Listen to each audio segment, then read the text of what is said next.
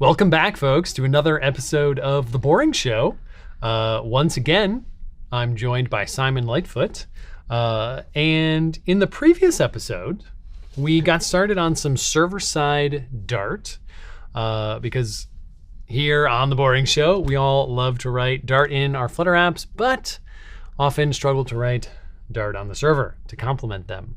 And a handful of months ago, Simon, you pitched to me that we should explore getting some real-time all Dart application goodness up and running. So why don't you summarize what we got done in the last episode? So we've managed to get a Dart server running. It will compile through Docker, and we can run a Docker container locally. This way we can containerize it, and we've shipped it to Google Cloud and Cloud Run. Yep.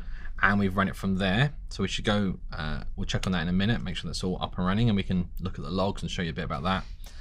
And we have the Flutter app. Yeah, and we have a WebSocket going back and forth with the Flutter counter app.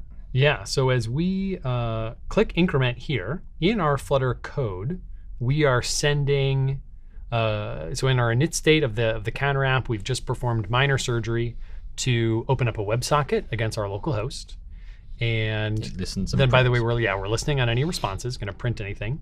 And instead of the standard increment counter method in the counter app, we have send increment command, which sends on our WebSockets channel and its stream the word increment.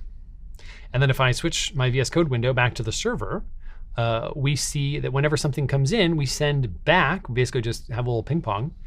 We say echo the original word that was sent. So something from the end of last episode, we noticed that you don't see the log for the connections coming in, and that's because it's an upgraded connection. So, and the logs that you're talking about are specifically this middleware. Yeah, yeah. So we can actually just cut this because it's not doing anything for us, and we can instead say standard out.write line or just print. Or that, yeah. But I mean, like, why would you? I mean, to actually just mention this, so it's quite kind of actually interesting. So there is also standard error, which is, if those that don't know understand how processes work, there's in, out, and error. And error means that it will be identified. Oh, I screwed something up. Am I in the wrong? Sure am. Wrong tab.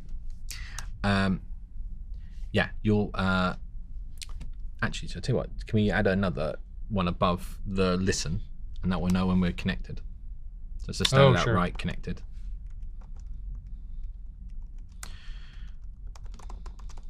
And this is not going to show us anything interesting? Might give us the ID, the hash code. I don't think so. It's going to give us some instance of WebSocket channel, something like that. So we'll start again. So we get that print. That's a lesson for everyone. Make sure you have your two strings implemented with something interesting and informative for debugging.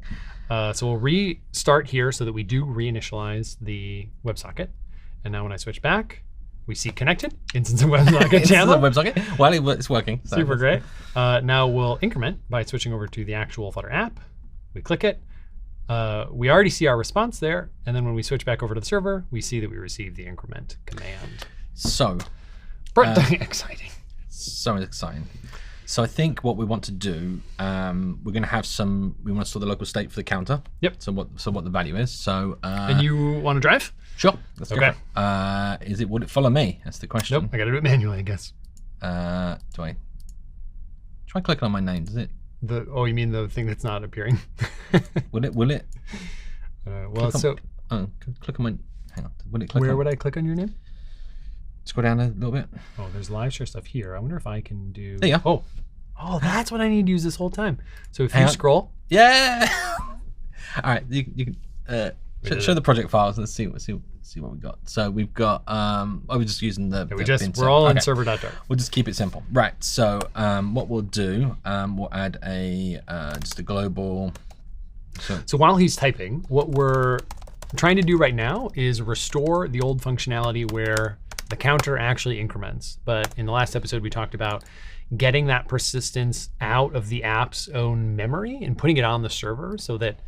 We're making a distributed counter app. So multiple devices, multiple emulators, whatevers will be able to run and all share a single value that is going to be stored on the server. So we're not being very sophisticated with our persistence layer on the server yet. We are going to use Redis.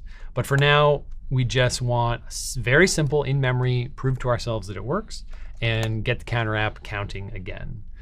So I love what you've got so far. What we're attempting to, what we've got here is we've got a global at the top, counter value 0. Yeah, it's a global, I know. It's fine. It's fine. It's demonstration. It's an example. So as soon as we get a connection, we want to send that back. So as soon as the app starts up in that init state, we're going to get back that counter to display on the screen, so it has its initial state. Nice, love that. And then if we get the message, i.e. a command, increment, then we'll increment that counter value, and then we'll want to send that back. Now, Oops. right, yes. Okay. Yeah. This And seems now- good. I think that's that simple. Am I missing something? Not on the server, but in the app, Yeah. we'll need to actually add a handler here. So if you add a local integer to the state, we can just Yeah, that's true. Yep. So we'll still actually need our int count, and this will be maybe nullable. Yeah, because we need to. It'll probably be null. So what will happen is build will be called before the server response, because server connections, although they're very quick, like orders of milliseconds, it's still going to be a lot slower than 1 frame of graphics. Yep. So we're getting our value in, and we want to call set state, and it's going to be a string. It's an integer. So int.parse, right? No, it should be an integer. I think it's dynamic. We'll try it. Let's see. Yeah. All right. We'll see. That would surprise me. I'm sending an integer back, so I'm hoping that it maintains the type. But if it doesn't, we'll. So counter equals value is what we're going to do in this set state. So we're now committing ourselves. This is a very primitive implementation. We can't send anything else on this WebSocket except the new counter value. So yeah, what we'd probably want to do is create a model object with a to JSON from JSON, JSON serializable, and then send some JSON back and forth for something a bit more But today substantial. is not that day.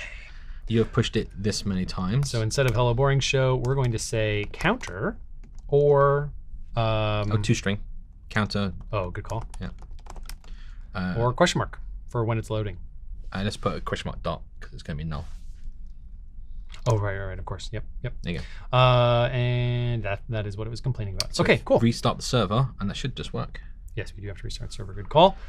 So there is actually, I mentioned this. There's actually a shelf hot reload package, and if you run that, surprise you. So that's really nice about that is when you edit that code, those handlers, you hit save, and then you can have it so it restarts all your router and your handlers on the server side. Staying question mark. Hit plus. Increment, nothing. Terminal, oh yeah, it would be in the debug console. So here. So yeah, this is probably invalid argument. Yeah, so it needs to be a string. So although it says dynamic, it needs to be a string. So I'll make those changes here. So we'll simply do toString. Perfect. Nice and simple. And then we'll do it here as well. Nice. Yep. And now we go back here, and now we are aware definitively that we'll need to do an int.parse because we know that this is going to come down as a string. And I think that's the only change we have to make. So now we'll restart on the server. Ideally, if we were to make this a widget in the future, you would do like a stream subscription or a stream builder or something like that, where you can actually. Oh right, that would. Because at the moment we're just listening, and we keep listening again and again, and you'd want to probably indispose, stop your. Well, we're not listening again and again. This is all in it. No. But if that widget was to come up on the screen again and again, it would start a new session, and we wouldn't close those connections. Yep, that's true. Oh look, 0, 1, and 1. Hey, it's working. Hey, all right. Hey, we have a cloud counter. Woo! And we see all those increments are coming in. And now let's prove to ourselves that this does in fact work. So I'm back in the app, and I'm going to say Flutter run. It'll just launch another macOS one, right? I hope. So we've got one app here, and I just want to see them both work. And that'll be exciting. Oh no, well, how is the server going to work? Because we never maintained a list of connections. Right. So when we increment, it's only going to send it back to that one client. We're going to have to make that change. So, but let's see when this runs. Oh. No, I guess we can't do. Oh no, it can. It was It was upset. Okay, so the new one got the value. So if you hit increment here, only this one's going to receive the 6. Yep. Because we're sending it back synchronously on that client. But now when I click here, it'll go to 14. Yeah. Okay, so let's make it work. Let's make the them both idea get here the is, value. again, we want to do that fan out so that each client receives the new state when it changes. Yep. All right, so you want to keep driving? Yeah, sure. Okay. Are you following me? I am now. Okay, so let's keep it simple. So we say clients, and it's a list of WebSocket channel. Yep. Initially nothing. What is that complaining about? Probably just Yeah, it's not referenced. Okay. Yeah. It's always upset with you. It's like, I know, I'm still writing it. Come on. And then we'll simply just add that WebSocket to our list. And when we output the value in a loop, we're just essentially the same as like a notifier in Flutter. We'll just loop over that and say WebSocket. So we are shadowing the one that was passed in. I'll rename it. Okay. I'll rename it.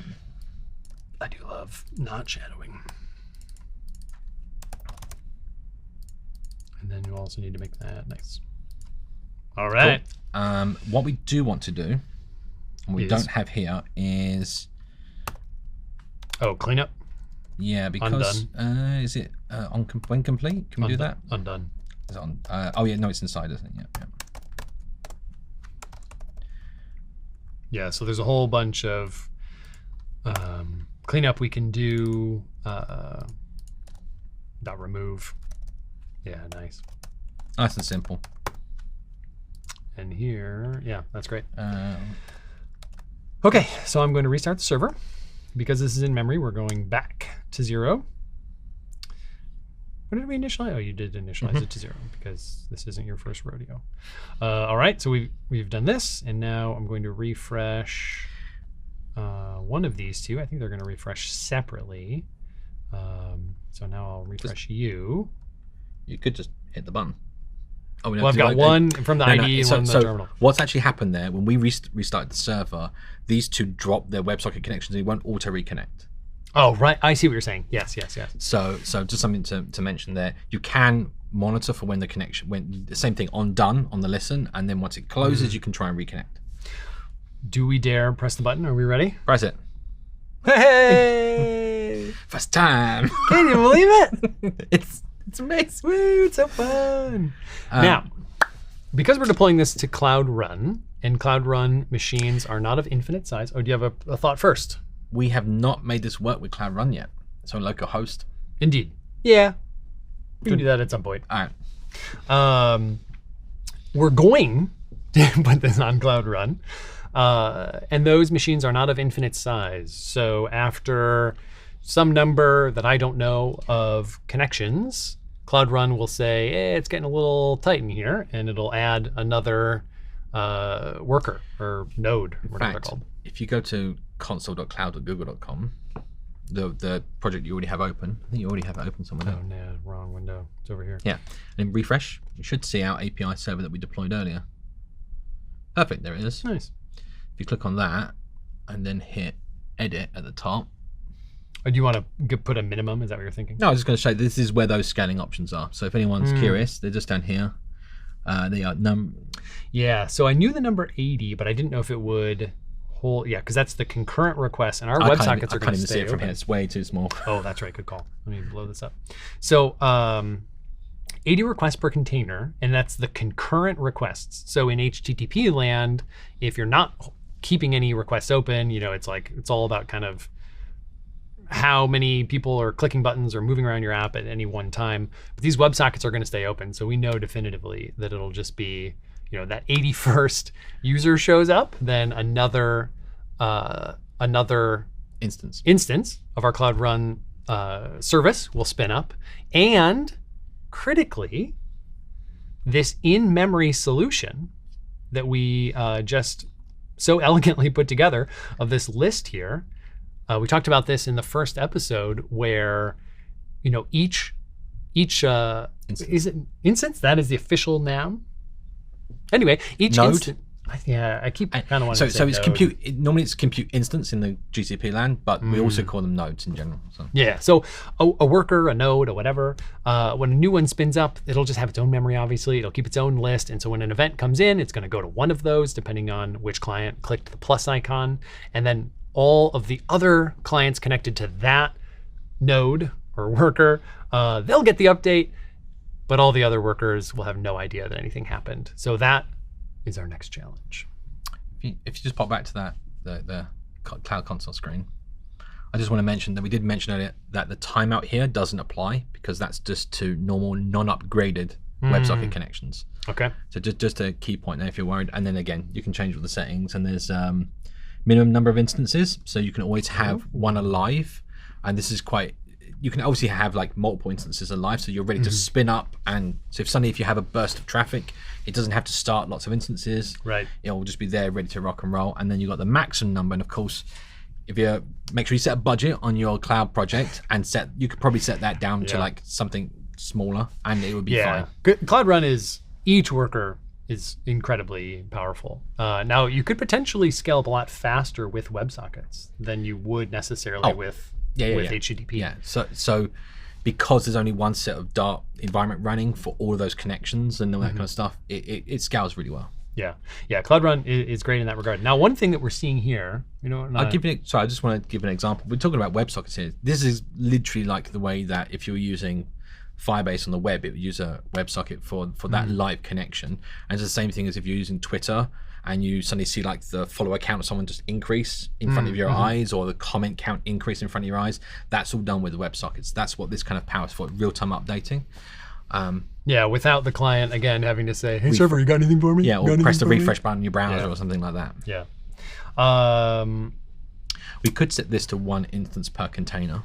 We could have it spin up multiple containers. And so that also highlights, by the way, a thing that's so great about Cloud Run is that by default, unless you stop it from doing this, it will kind of scale down all the way to having 0 workers. So especially during development, if you have a side project or your actual company work or whatnot, and you start deploying it to Cloud Run, when no one's working and there's no users yet because you haven't launched, it'll just spin all the way down to 0 and your server costs drop to 0. Well, your web server costs drop to 0. If you have a database, that probably won't spin down to 0 on its own. But it's a pretty cool thing, and then it's just ready to go to the moon with you if you need, which is great.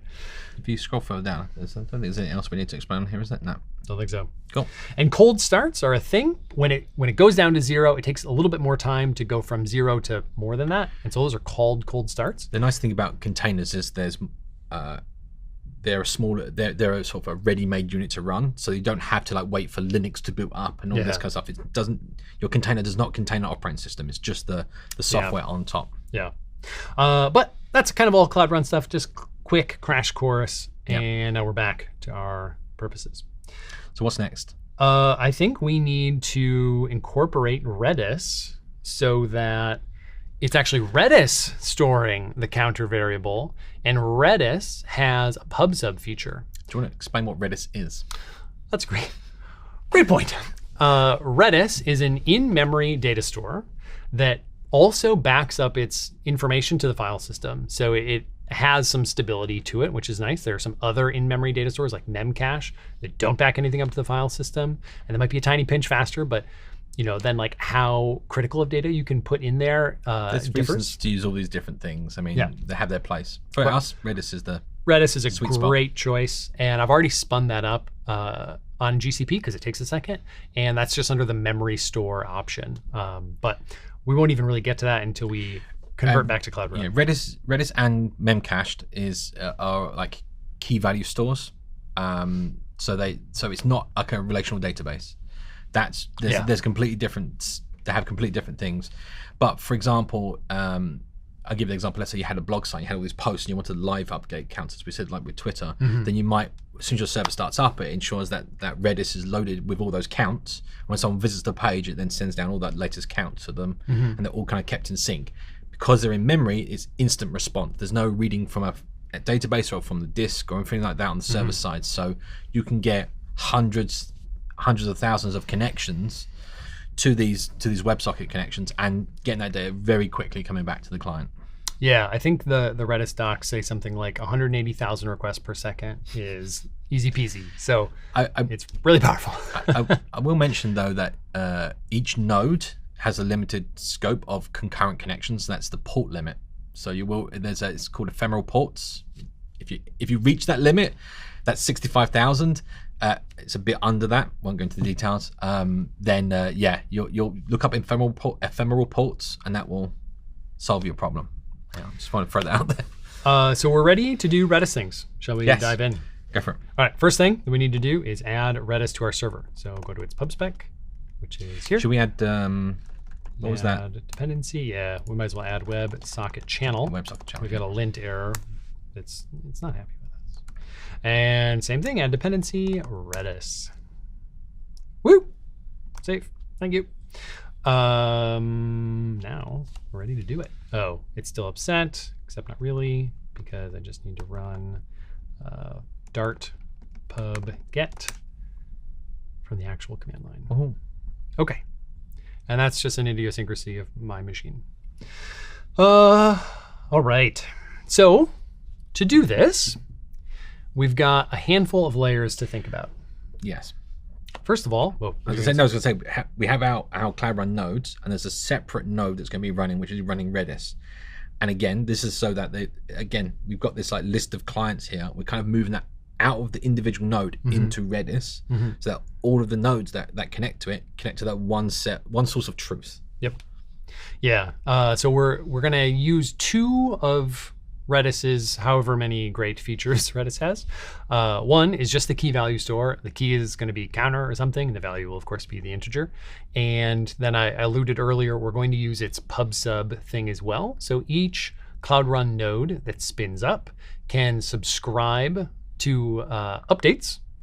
It can subscribe to publish updates from the central Redis data store.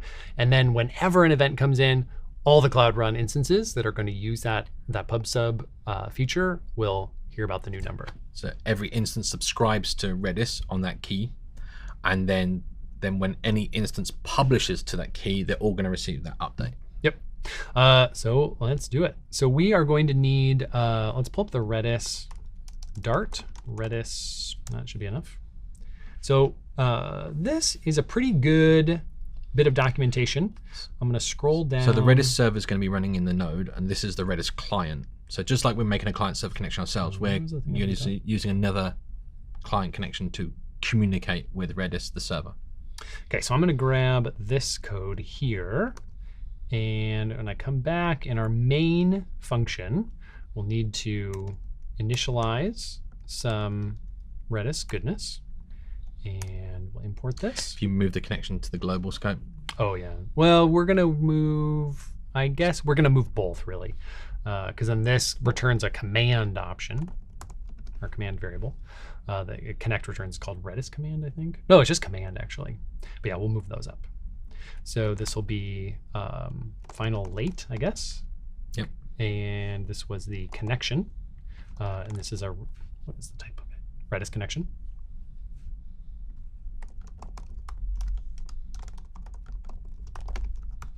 Cannot use late in this spot. Why doesn't it love me on late? Do you know why it hates us? I know why. Oh, great. Why? It says you're running 215. It's probably something like that. Just to make it nullable. Yeah. And it can't be final then. No. You know what? It could be that. Does it want you to import Redis connection? No, because it knows the type. It was just late that it didn't like. What does it actually tell you? Modifier late shouldn't be before the modifier late final. What? Is it late final? I don't think so. Oh my gosh. I've had that before. It just doesn't ring right in your head, but yeah, there you go. Wow, okay, great. And then the other thing was a command. And we'll call that command. Yeah, it is late is in 215. Okay. So now neither of these are final. Well, they're still final, but they're... Oh, wait, we need... They're not defined as final here. Yeah, we're just assigning these variables, not declaring them. So I'll just going to carry out this as an example. In this case, you want proper logging around this and capturing of errors, and like you just don't throw this in your main function without having some sort of like management. Because on the server side, it matters. Like you need to be able to recover from even if it just restarts the node at the worst case scenario. You definitely want to So the first thing that we could do is I guess we can just kind of route our. So these are all going to connect, and we need to have them. We can just kind of use it here. Yep. So we need to subscribe. Yeah. So we don't have this. This variable now is gone. Yep. Right? We don't need you anymore. And so all of these lines we'll need to revisit. Now, first thing we can do is send the increment command to Redis. And so that will come from our command variable, and I don't remember what to do. So I'm going to look at the documentation. And that's too small. You should probably. Oh, thank you. So there is there's a specific increment command. I think it's incr, and then we give it the key. So command send object is what we want, and then it's a list of strings. Which are like the arguments of the command line. Yeah. Yeah. So we'll say command send object, and it's a list of strings, and then ours are incr. You can look these up on the actual Redis documentation as opposed to the Dart package. So these all come from the notion of a lot of these protocols are text-based, and they're all like command line driven. So you could type this in like a little console thing, for example, and it would behave exactly the same as you sending a command like this. Surely that was a future, yes. So this whole thing needs to now be asynchronous. Oh no, we're in a callback. That's what it is. This needs to be asynchronous. Okay, so we've now incremented the counter, and we're ready to send back to all of our clients. So we're still going to have to register all the clients. So we're still going to have that list, right? Because it's each node that's subscribing to the Redis, but you might have 10 connections to each. Yeah, I think it'll be a little interesting because we'll probably only want to subscribe to Redis once per node. Exactly. Yeah, yeah. And then it will farm it out to each connection. Not each client will have a PubSub. It's kind of doing this like almost upside down tree kind of fan out. Oh, so we need to get the key. Oh, and that's just get key. Great. So I wonder, does this return the value? Oh, we should find that out. Yeah, it does. It's a then. So I think I saw that in the example. Oh, you did? Then string val. Oh, amazing. Okay. So that means this is going to be the new counter. Yep. So final value. New value. Yeah. Yeah. And this is probably a string. Yeah, it is. So we will, for now, we'll say new. Oh, yeah, because we're turning it into an integer on the client. And we do still need to do this. So this was. So then we need to do the get up there. Yep. Yeah. So this is get the counter key. And again, this is all in the Redis documentation. And we'll say then. You can do an await, can't you? Make it just async. True, but then that'll make all this stuff wait. But it does need to wait for that. Oh, okay. Yeah, no, you can do that one. Yeah. So this will get the value. Apparently not. What do you love us? La, la, la. Type null string function can be assigned to. It's because it doesn't return it. Oh, dynamic. Oh, is it? Yeah, it was just a dynamic issue. So now here we're going to use this command and send it the value, but we don't need to toString the string anymore. I mean, it is dynamic. True. It might be worth just doing toString, just because we know we need to send back strings. Well, it will be a string. The thing is, I'm just saying that in good practice. Maybe we say if value is not a string, for an exception, then some problem. Yeah. Yeah. Standard error dot write line. Why you know strings. So we're doing standard error, as we said earlier, but there's a logging library which will give you this kind of like, you can log a severe error and it will mark it as severe, and there's like log levels. And there's also, I mean, we haven't mentioned this, but there is the Google APIs package on Pub, and that will connect you up to the cloud logging service, and all the cloud features are there that you can use. All right, we're running it again. Oh, I have to start Redis. Yes. So the easiest way to get Redis running on your local machine is to use more Docker. And I've already downloaded the image. So I'm just going to say Docker run. And here is a command that we just kind of worked out earlier. So some Redis is just the name of the container. We mentioned earlier it does a random name. Mm-hmm. So we're not using the random name. We're going to name it some Redis. Or we can Redis. Yeah, what should we call it? How about Jupiter? Pluto. There you go. Pluto. Yeah. Pluto. And then the -p port is that port forward, and 6379 is the default port for Redis. Yep. Again, you can map it to whatever port you want, but this keeps it easy for examples. And then the D is demonizing it, and Redis is the image that we're going to use. Yep. So we'll run this, And Redis is now running on my machine. That's what demonization does. It runs in the background. But just thought I might mention that. Yes. But we have these like Linuxy terms that we use. But, yeah. And now we can run the server again. And it shouldn't error about trying to connect to Redis. And it didn't. And now the whole thing should just behave how it did before. So we should restart both. Restart, and we'll pull them up. And so the client, if you notice, the client hasn't changed. For all of this stuff, we've converted the server to Redis. The client has remained exactly the same. We shouldn't have to change anything. He says, what's it saying? Add. He's trying to add an integer, apparently. I'm guessing that new value there is actually not a string. That's pretty wild. So I'm thinking that you probably just want to two string there and get rid of the. Okay, so, woo! That's a surprise. Okay, restart the server. Go back over here. Restart, and pull up both things. Oh, look, 1. 1, 2, 3, 4, 5, 6. All right. So it's working. It's working. It's working. Now. Oh, that's interesting. Wait a minute. How's it working? I was looking at this. That's a nice little. Oh yeah, I think I have print statements in the Redis library. Oh, because it's demonized. Yes. So these print statements are coming from the background. Yeah. Redis server saying what those serialized those numbers are the bytes for the command that we probably sent. And I added that print statement in long ago Redis development. So one thing, we didn't PubSub. Oh right, because PubSub doesn't matter until we have more than one worker. But we're just running localhost right now. Cool, because so we're sending the increment command, we're getting back the new value, and we transmit it to all of our local hosts. Yeah, but this only works as long as there's one Cloud Run worker node. And as soon as we would have 2, it would keep working for all of the cohabitating client connections, but not work across the Cloud Run gap. So it's time to use PubSub.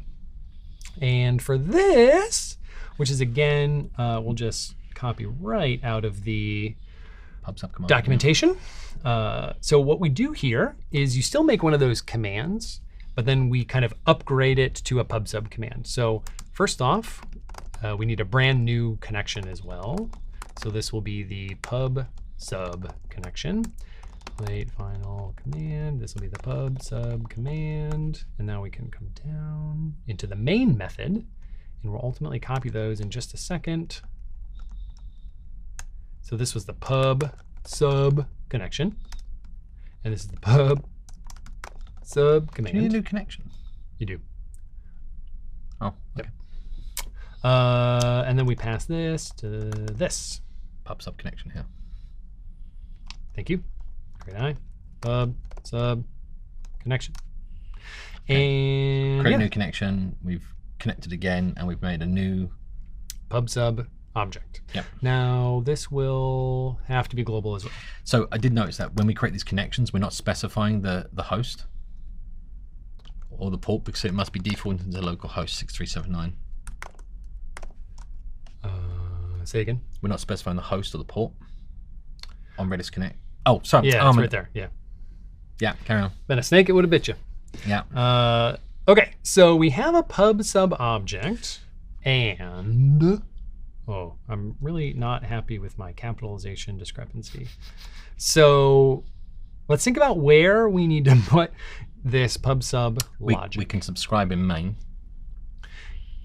And then if we have a global method here, it can just loop around that. Yeah, you're right. You're right. So here we'll say PubSub dot get stream, and this I have played with this before. You're right. I've just read this documentation already, and it's coming from all of this code. So we get stream, and then they have a little error handler thing, so that if there is something funky, it doesn't. It's just a standard stream, isn't it? That. Yeah. They're doing a four-way, I think. And then I think we just go right into listen. Oh yeah. It's just no wait for. You do listen, yeah. Not listen. If you don't know that, a wait for an example is the same as listening on a stream.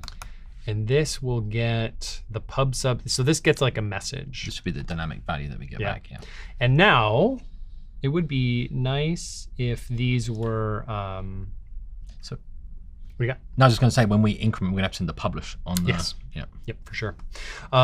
So we are... The message that comes back, actually, let's start by just printing the message. So print the message because it's kind of a little arcane. And that's all good. And now we'll head back up to our listen. So this is where each plus icon, the counter button was clicked. That event arrives here. And as Simon just said, we need to actually tell the PubSub system so the information gets out to the other worker nodes. And we can do that by copying from here. And that will go really anywhere in here. And this will, so publish is a keyword. We can't change this. And then the second parameter is the channel. And so maybe that will just be counter update. Counter update, I love it. And then the value is the new thing. Now, we could put the number, or it could just be empty, and each client could subscribe or could grab it again. Yeah, no, that would probably be a better idea. Yeah, well, less race condition potential. There's also, if you have queues, then you're going to essentially be queuing the list of updates rather than once they receive them, they get the latest object and send that out to the clients. Yes, yep. And so to close this loop that we're talking about, we should probably publish after we increment. Oh yeah, might as well. That's a great idea. That's just, again, to sort out that race condition, so we make sure we're incrementing before we distribute to the clients. Now, because we aren't doing anything else in this app, we can very blindly ignore the message and just do the thing. But we're still going to look at the message and think about it, because any app worth anything will do more than one task, and you'll actually need to discriminate based on the contents of the message. And also, you were going to say something. I was going to say, is that message we're showing in there, is that the command name, or is that going to be an array of the two? It's an array of strings, and it's all which crazy. Will be the command name that we should check against. Counter update. Yeah, so, and it will like the first word is publish or something. I don't know. We'll see in a second. Let's print it and see. Well, because the first word's published, then I think it's going to be this, and then it gets nutty. But we do know that we want to do the get. Where's the get? Right there. We want to grab this. Copy the entire thing. Well, we're going to need to do it in the loop as well. So we're going to do a couple things. Oh, yeah. So await, and this will be new value to be async, and yep, this will be the final new value. And now we grab that loop, which was here. So I'm gonna mention this because we're just making these listeners async, and making your listener async does not pause the stream.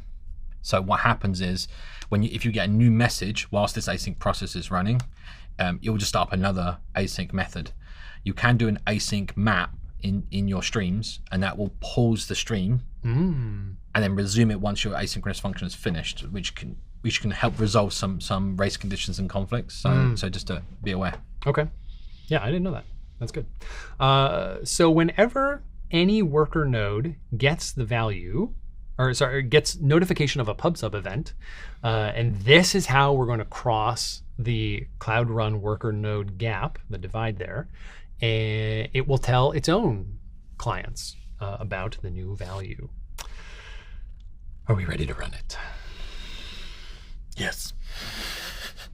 Let's see what happens. It can only go wrong. So, okay. The question is, what's the question? We're only going to be running one node. Oh, I didn't save the file. Yeah, no, we'll have to take on faith until we do what you're saying. Yeah. Also, I had to save the file. Very important. Go back here and restart you. And one thing that's kind of cool as well is because this number is now stored in Redis, we will not go back to 0 anymore. Yeah. And it should. So that's that. Because we're running Redis in the background, that's storing that value. So it immediately, when we do that initial get, it deploys it to both nodes. Now, next thing that we want to do is run this on Cloud. Well, I think we can. You could split the server first. Why don't we do this? If you do Dart run twice in two different terminals with two different ports. Exactly.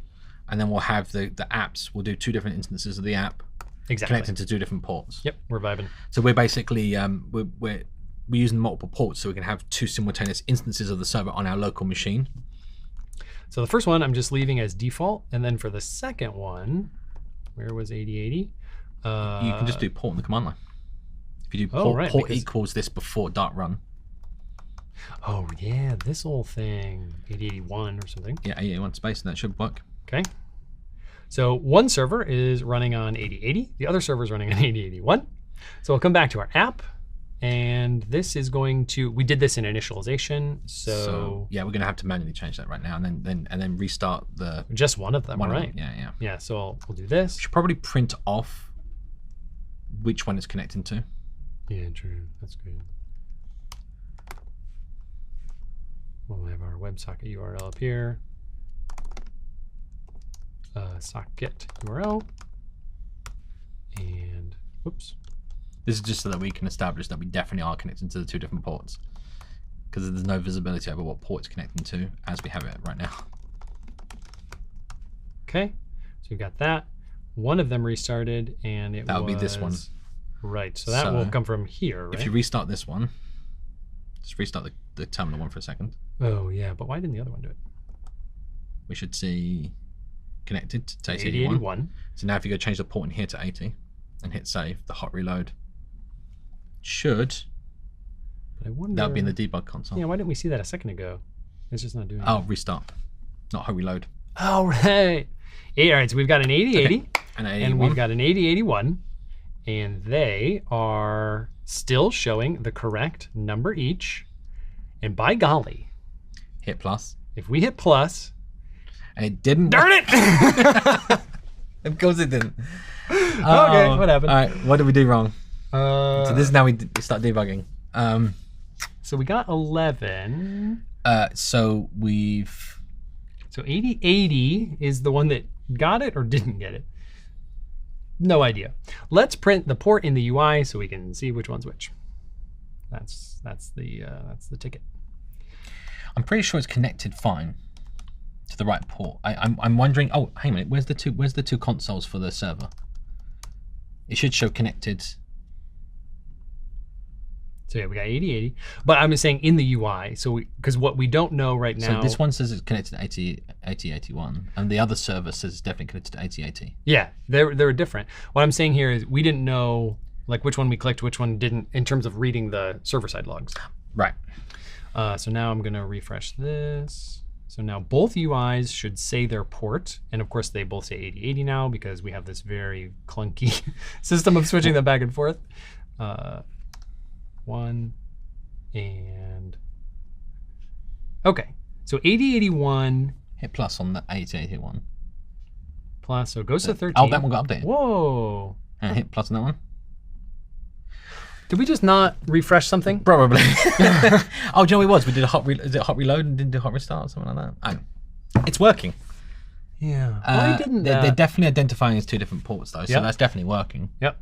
And that's what I was going to say. If we look at the log for the other server, it should print. Oh, so that one's there. Oh, I see. Yeah. That one's connected to 8080 now. And then we had. Well, I don't know what's going on. No. Oh wait, I actually don't know if they're working right. I know that's 8081. 81. Now. So now we can finally test. But no, how did that one? Yeah, no, it's something's not right, and it's the one that currently thinks it's 8080, which isn't the debug console. It's the terminal one. And terminal does think it's 8080. That's not. So we're not getting fan out. I'm 80% sure. When things don't work. Let's have a look here. Do you want to have a look at the client side and see what's going on there? Client side, because I have access to the server side here, and I'll have a look through. Oh, there. sure. Okay. Well, let's put our focus on one spot so we can keep everyone moving with us. I suspect. Well, I think we need more print statements to start. Yeah. So let's say here. Hang a minute. The connected to is coming from Flutter, not from the server. Where's the server command lines? Oh yeah, that's in the other thing. So I'll switch over to that in a second. No, because that should show us if we can print the ID of the client, like a hash. Do we have an ID on the clients?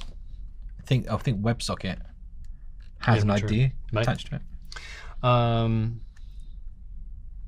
Where is this serialized thing coming from? I think I put this in PubSub forever ago. No, it'd be my luck that we don't have it these. Right? Nope. That ain't it. Yeah, don't know. Oh, it could be here. Print, serialize. Ah, get out of here. Okay. So let's kill both of our servers. Hang on a minute. I know why it's not working. Oh, you do? Go to the server code. You in it? Yep. Where's the? Oh wait, no. Ignore me. Do you actually see this message getting printed anywhere? Don't know. Let's find out. Let's put. No, I think we did, but now we're gonna make it way more clear. No, it's just for a minute. I thought we weren't getting the. And this is PubSub message. That's what we've got. So Restart the servers. Yep. So we've got first one is 8081. Second one is 8080. And now we'll go back to the client. Okay. We need a better way of connecting these to a port.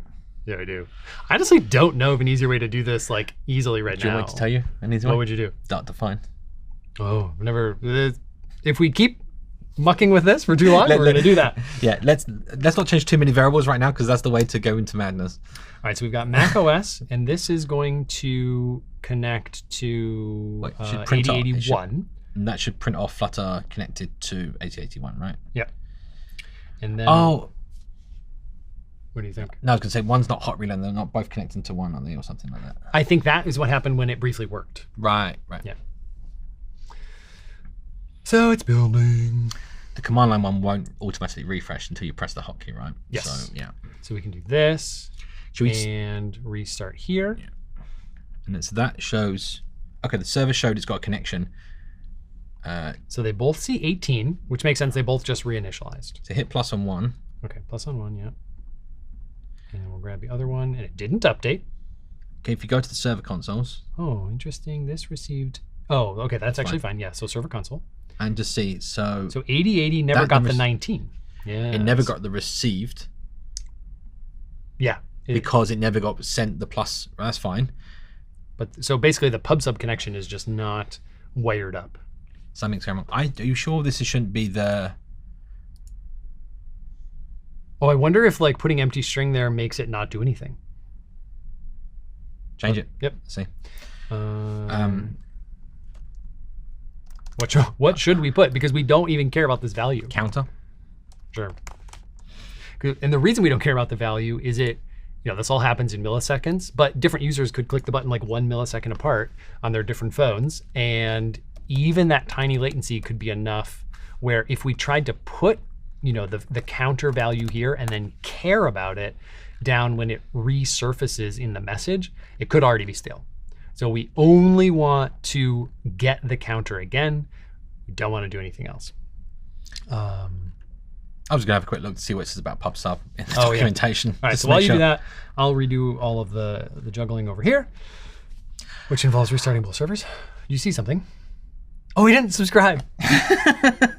Nice. Okay, but when did I think we did? I checked that off in my head. In main. Oh, did we just talk about it? No, in main. If you go into main, we said about subscribing in main, but we create the connection, but we never run the subscribe before we run subscribe, and then we give this a list of strings of channel names, and the channel name that we gave it was counter update. Okay.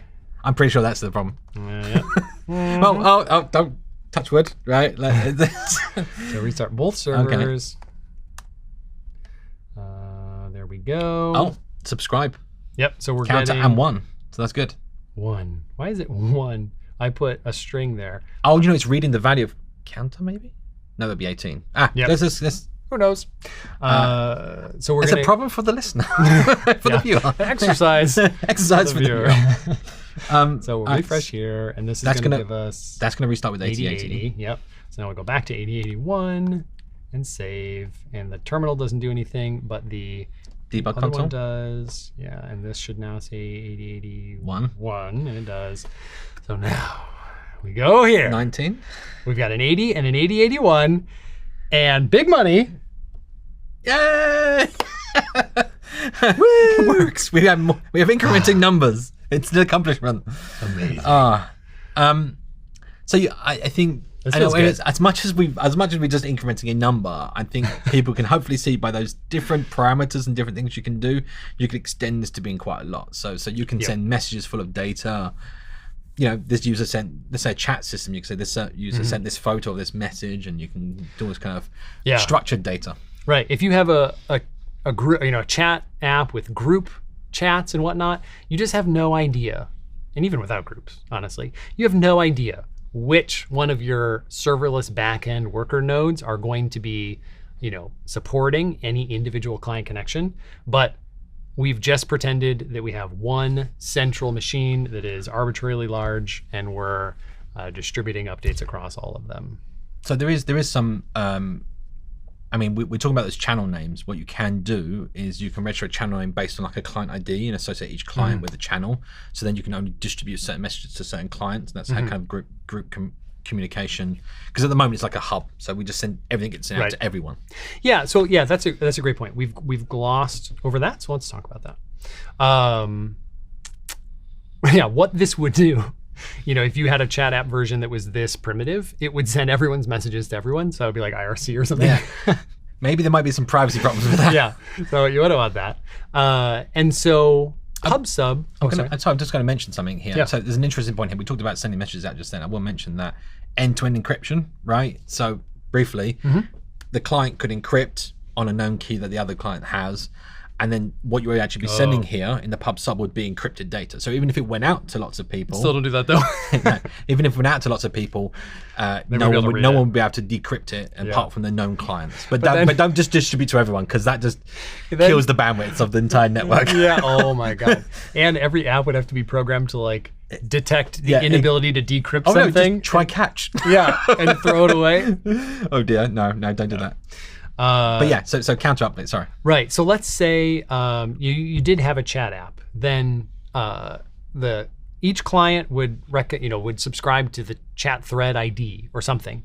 And then you can maintain a map in your Dart code for which connections care about which threads have been subscribed to by any of the connections on that worker node. I have no idea how many there are or how many threads, don't know, don't care. Right, we just maintain a couple maps, a couple lists, and the worker node subscribes to every thread as one comes in. Simon already added some cleanup. So down here, you can detect if this was the last client that just left, the last one to care about a certain thread. If the list of that group is empty, then you can unsubscribe from that. You can unsubscribe, which is demonstrated in the docs here. This was the function that we just added that Simon found that we had forgotten about. And so then, then the key becomes you don't just hit every single client, you also have to keep track on your server which clients care about which topics or chat threads or whatnot. And so you'd have a map where each key is the topic, and then the value in that map is a list of clients. And so you just loop over that accurate list of clients instead of every single client. It can get pretty complicated, as you can see from us just doing this multiple ports. So it can just be really helpful just to make some notes or jot down a little image of how you think everything should be connected, and talk it through back to yourself, because once you start getting into like all these connections, all these clients, it can get really complicated. So what do you think? Should we get this on Cloud Run? Yeah. All right, do you want to drive again? Can I run the commands? Let's find out. Yeah. Tonight at 11, can Simon run the commands? Request read-write access to terminal. There you go.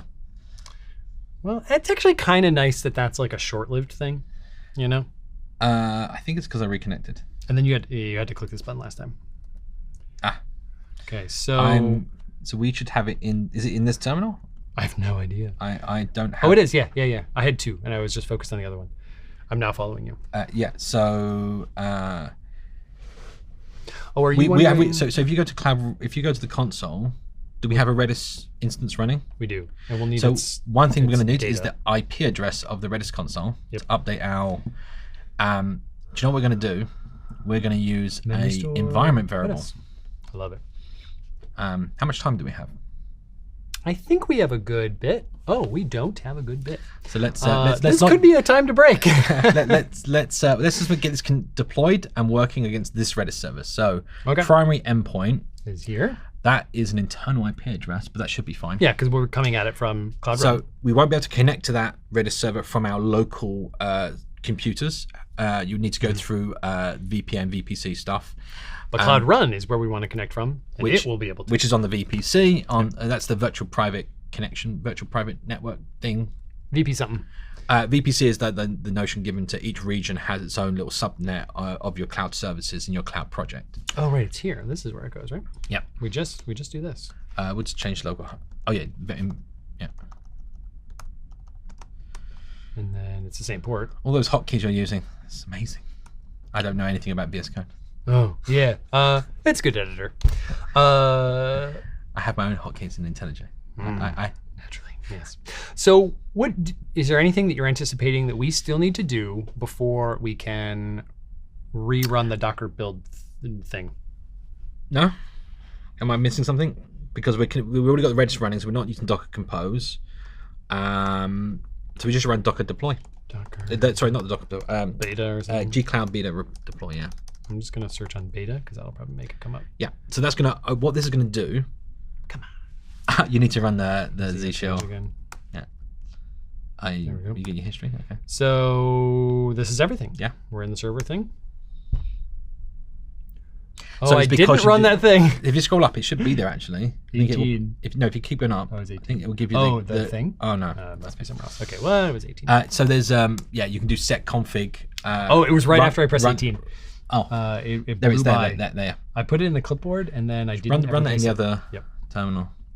So as long as you're in the so that's going to set it against the current global gcloud config that you're running on your system, and that's why when you do gcloud init, you can switch between different configurations, so you can have one for each project. Now, this is about to be so exciting. Can you click on the link? Yeah. Click on the build link there, and it should watch and go or something. It should show you. Oh, this is very finicky. I have no idea why it's not highlighting both lines. This is VS Code. Congratulations. It's a terminal. It's the terminal's fault. In the VS Code, you need to improve your terminal emulation. Wrong account? Wrong. Go to the other tab. Yep, totally. Yeah. I've done that about 900 times already. Okay, so what's also incredible. There we go. Yeah, so this is going. Love that. Oh, we were pointing out something. I was going to say, bye. Next thing. Go back to cloud. So I just want to point out this. So this is the build log. So this is exactly what you saw on the client side earlier when we did Docker run. That it's showing you what's going on. So if you ever have any problems with your build, it just failed or anything else, you go into that log, it'll tell you exactly what step of the Docker it failed on. If it failed to compile Doc because there's a compilation syntax error, you'll get it in there. So the next thing that I've done is just grab our Redis, not Redis, our Cloud Run URL, and I'm going to move back over. I will mention those URLs. There is a custom domain, so you can actually make them like API dot whatever your app is or whatever. Yeah. And if you're deploying to the web, you probably care about that. If it's a mobile app, you might not care. But that is true. So our socket is now no longer at localhost. It is now at WebSocket secure.